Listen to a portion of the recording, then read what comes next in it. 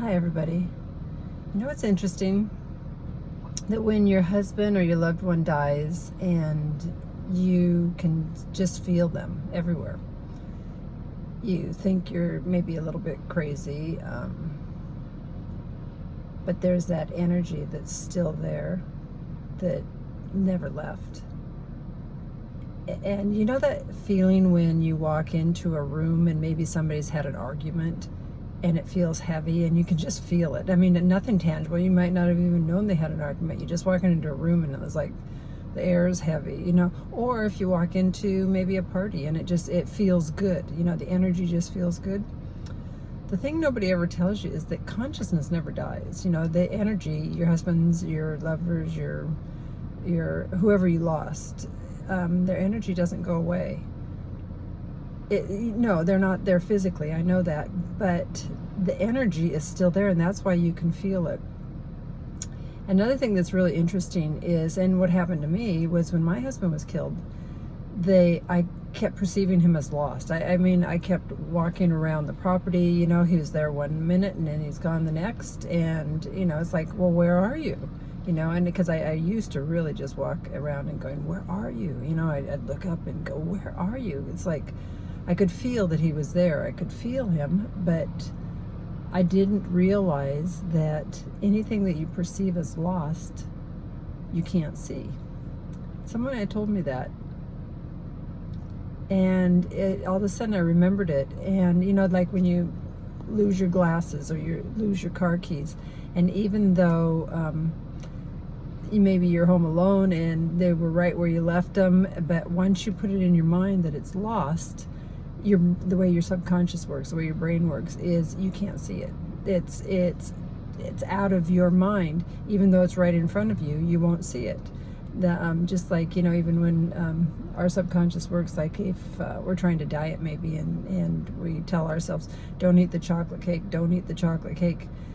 But all our subconscious, all our mind really hears is eat the chocolate cake. That's just how our minds work. Anything that we perceive as lost or negative doesn't show up because we're telling ourselves that it's not there. And this happens even when people die.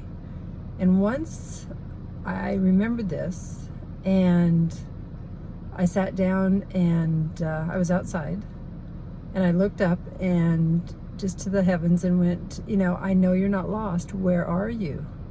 Where are you? You're not lost. And I'm not kidding you. All of a sudden, he was everywhere. No, I know not physically, but to feel him everywhere. It was something that I've learned since, because I've studied a lot of neuroscience and a lot of the scientific facts of how our brain works and why this actually is something that is very real. That in order to not feel the loss, you have to actually let yourself know that he isn't lost, that he's everywhere. And he will come to you in a much deeper way that you're going to be able to talk to him. I know you want the comfort of him there physically, but that we can't bring that back, but we can bring the comfort back of having him with you always, in just even a deeper way that he couldn't even have been when he was physical and alive. So, I hope that helps you to know that if you're feeling the energy, it's very real.